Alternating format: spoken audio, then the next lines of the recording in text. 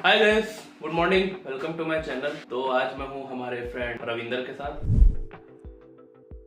तो हाय रविंदर, कैसे हाय हो? कुणाल, बढ़िया हूँ। आप कैसे हो? बस वैसे तो हम हर रोज मिलते ही रहते हैं, हमारा रूम बिल्कुल साथ साथ एकदम में है। आजू बाजू में, एक रूम छोड़ के मेरा रूम है और ये इनका रूम है।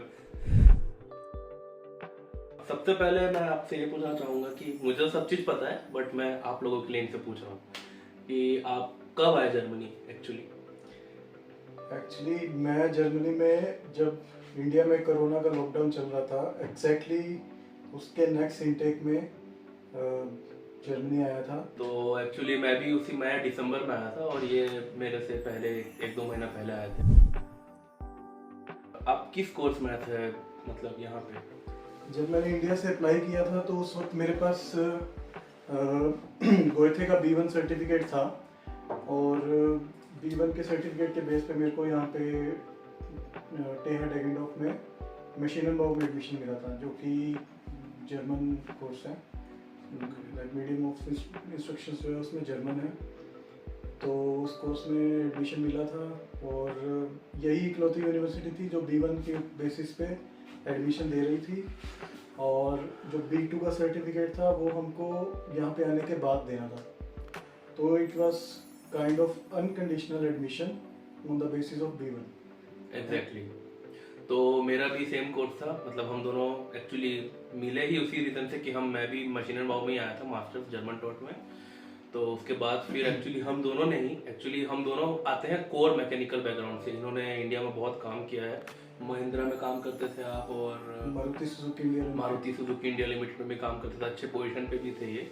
तो उसके बाद इन्होंने डिसाइड किया कि मैं थोड़ा सा हायर एजुकेशन के लिए जर्मनी जाता हूँ, तो इन्होंने वो जॉब क्विट करके फिर जर्मनी आए। तो एक्चुअली हम दोनों को डिज़ाइनिंग का एक्सपीरियंस है और मतलब कोर मैकेनिकल का ही एक्सपीरियंस था। तो हमने यहाँ आके देखा कि एक्चुअली जर्मनी में एक बहुत अच्छी बात क्या है कि आप अपना फील्ड चेंज कर सकते हो। अगर आप बैचलर किसी चीज़ में नहीं किए हो, मतलब फॉर एग्जांपल कंप्यूटर साइंस में नहीं किया अगर, लेकिन आपको मास्टर्स कंप्यूटर साइंस में करना, तो आप वो चीज़ कर सकते हो। तो ये अपॉर्चुनिटी हमने देखी और हमने फिर उसके बाद mechatronics and cyber physical system, जो कि हमारे डेगनडॉर्फ यूनिवर्सिटी में ही कोर्स है, उसमें हम दोनों ने एडमिशन लिया विंटर सेमेस्टर 2021 में।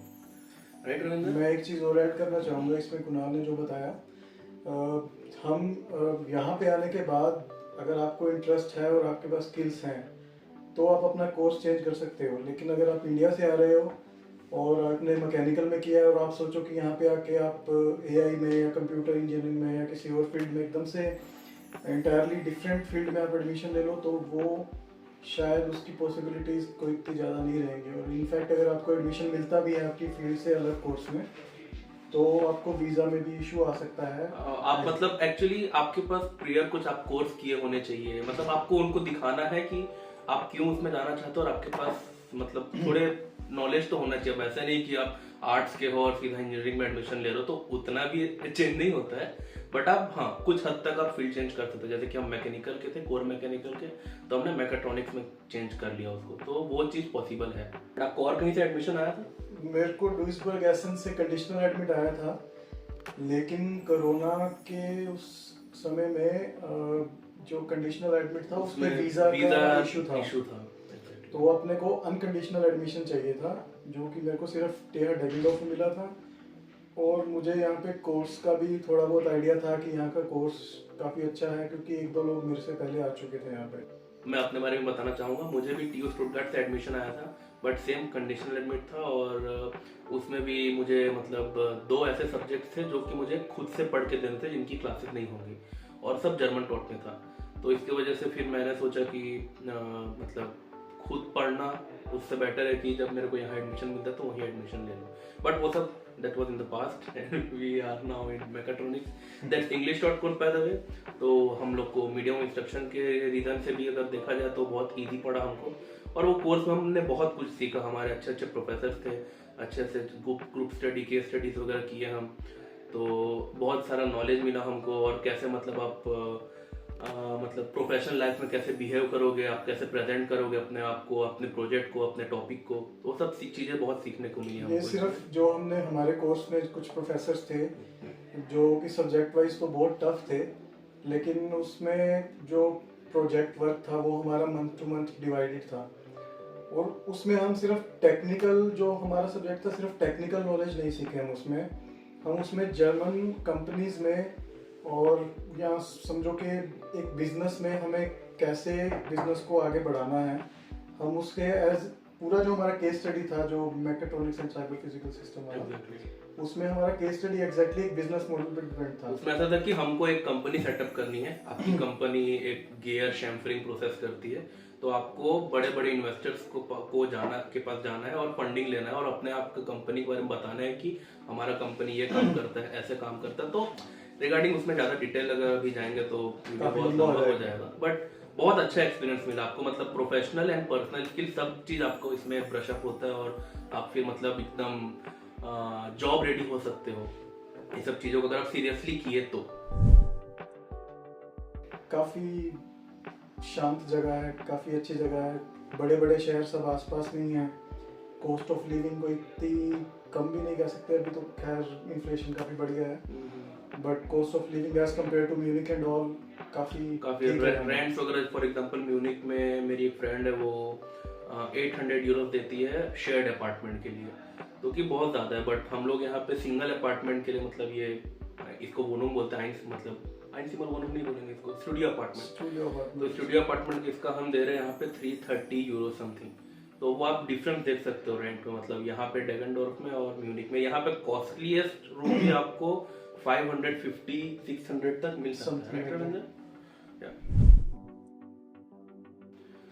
और दूसरी चीज़ ये है कि जो स्टडी है यहाँ पे कोई बहुत इजी नहीं कह सकते, हाँ। काफ़ी डिफ़िकल्टीज हैं, काफ़ी चैलेंजेस हैं जो कि हमको खुद ही उसके सोल्यूशन निकालने पड़ते हैं, और मोस्ट ऑफ द प्रॉब्लम्स जो हमें प्रोफेसर देते हैं वो इंटरनेट पे उनका कुछ अता पता नहीं होता है। बिल्कुल नहीं होता। सब जो स्टडी है वो हमें खुद से ही करनी पड़ती है। इंटरनेट पे उससे मिलती जुलती चीज़ें शायद मिल जाए, लेकिन exactly same as a reference आप उसको यूज कर सकते हो, तो रेफरेंस यूज करके फिर आप एग्जैक्टली सेम प्रॉब्लम आपको कहीं पे नहीं मिलेगी।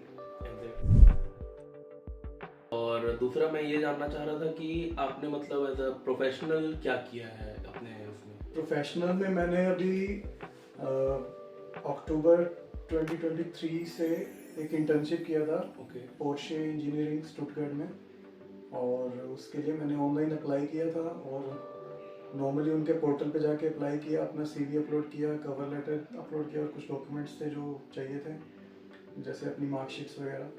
तो मेरे को उन्होंने इंटरव्यू के लिए कॉल किया, और सिर्फ एक ही इंटरव्यू हुआ था मेरा ऑनलाइन, और उस इंटरव्यू में उन्होंने मेरे को हायर कर लिया था।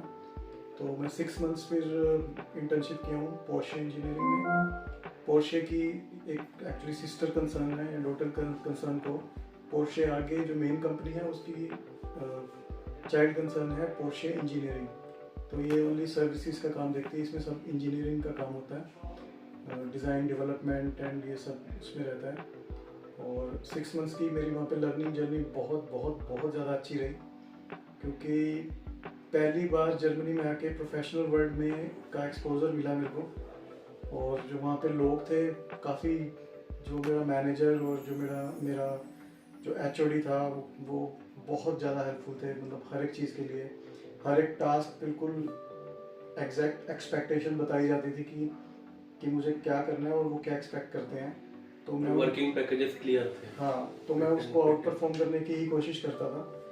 तो आई थिंक मैं वहाँ पे शायद अकेला एक ही इंडियन था जो इंटर्नशिप में वहाँ पे गया था। उस मतलब आपके डिपार्टमेंट में आप अकेले? शायद उस बैच में पूरे में। ओके। तो मोस्टली क्योंकि ये जर्मन कंपनी है, तो कंपनी में वो प्रेफर करते हैं कि आप जर्मन एनवायरनमेंट में रहो, क्योंकि सब मीटिंग्स और सब कुछ जर्मन में होता है। तो मेरे को B2 तक जर्मन आती है, तो इसलिए शायद मैं लकी था।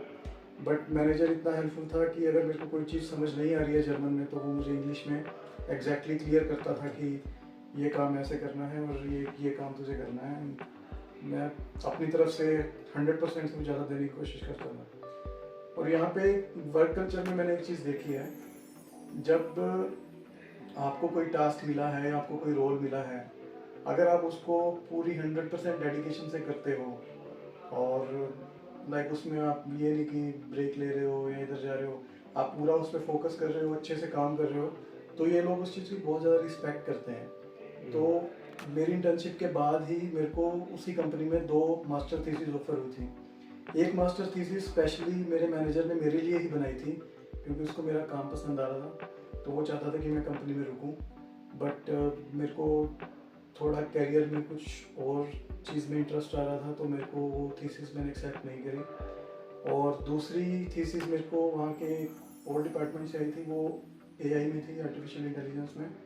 वो थीसिस मैं करना चाहता था, पर उसकी वजह से उसके लिए एक डॉक्यूमेंट मेरे को ऑसलैंडर बिहोर्डे से चाहिए था, जो कि ऑसलैंडर बिहोर्डे ने देने से मना कर दिया था। And guys, if you don't know German, Ausländer Behörde means foreign office. Foreigner office. मतलब हम foreigner office, हम foreigners हैं यहाँ पे, तो हमारे जो लिए एक्चुअली job हमारा है। वीज़ा वगैरह अप्रूव करते हैं इंडिया में, तो वो सब यहीं से होके जाता है। तो वो उसकी एक्चुअली वो वजह से- प्रॉब्लम की वजह से इनको वो नहीं मिल पाया।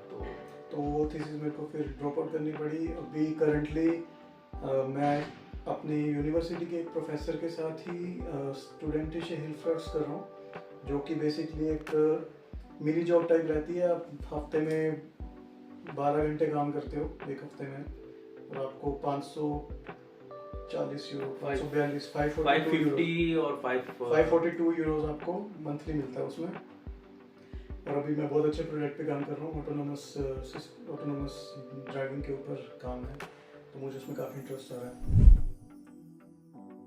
हमारे एक्चुअली डेगेनडॉर्फ के बहुत सारे कैंपस है, 3 मेन कैंपस है जो कि जहाँ पे पढ़ाई होती है, और बाकी इनके बहुत सारे रिसर्च कैंपस है छोटे छोटे गांव में।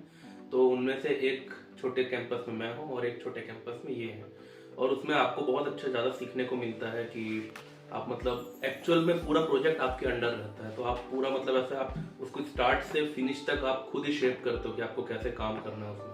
तो वो एक बहुत अच्छा एक्सपीरियंस कोई है। यहाँ पे स्पून फीडिंग नहीं है कि आपको वो तो- एग्जैक्टली कि ऐसे कर, इसको ऐसे कर, वो माइक्रो मैनेजमेंट नहीं है यहाँ पे। आपको अगर बोल दिया गया कि आपको एक ऑटोनोमस कार बनानी है, तो वो आपको ही बनानी है, और आप शुरू से लेके स्क्रैच से लेके एंड तक वो आपने ही करना है, और कैसे करना है वो सब आपने ही प्लान करना है। आप नहीं कर रहे। यहाँ पे कोई ये नहीं बताएगा कि इसका पहले टायर बनाओ, पहले फिर बॉडी बनाओ, फिर इसमें प्रोग्रामिंग करो, इसमें ये सेंसर लगाओ, ऐसा कुछ नहीं बताएगा। सब आपको खुद से ही रिसर्च करना है, खुद से ही आपको इम्प्लीमेंट करना है। और जैसे कि मैं भी इसमें कुछ ऐड ऑन करना चाहूँगा। जैसे कि आपने कुछ एक आइडिया लेके अपने प्रोफेसर के पास गए, तो प्रोफेसर भी दिमाग में तो ऑलरेडी सोच के रखा है कि कैसे होने वाला है या तो कैसे हो सकता है, बट आप कुछ और आउट ऑफ द वे सोच के करोगे तो वो भी आपके आइडिया को रिस्पेक्ट करेगा और उसको करने देगा। आप करोगे, बाय चांस हो सकता है कि फेल हो जाए वो आइडिया आपका, तो आगे जाके तब फिर उस मोमेंट पे प्रोफेसर आपको बोलेगा कि ऐसे भी एक बार करके देख। मतलब डायरेक्टली आपको स्टार्टिंग से नहीं बोलेगा कोई कि आप यही करो, आपको बस ये पता रहेगा कि एंड रिजल्ट आपको क्या निकलना है, आप बस उसके हिसाब से काम करते जाओगे। तो बस ये एक छोटा सा ओवरऑल एक्सपीरियंस था मिस्टर रविंदर का, जो कि बहुत टाइम से हम दोनों साथ में एक दूसरे के जुड़े हुए हैं और आगे भी जुड़े रहे, ऐसा मैं आशा करता हूँ। कहाँ ही जाएंगे।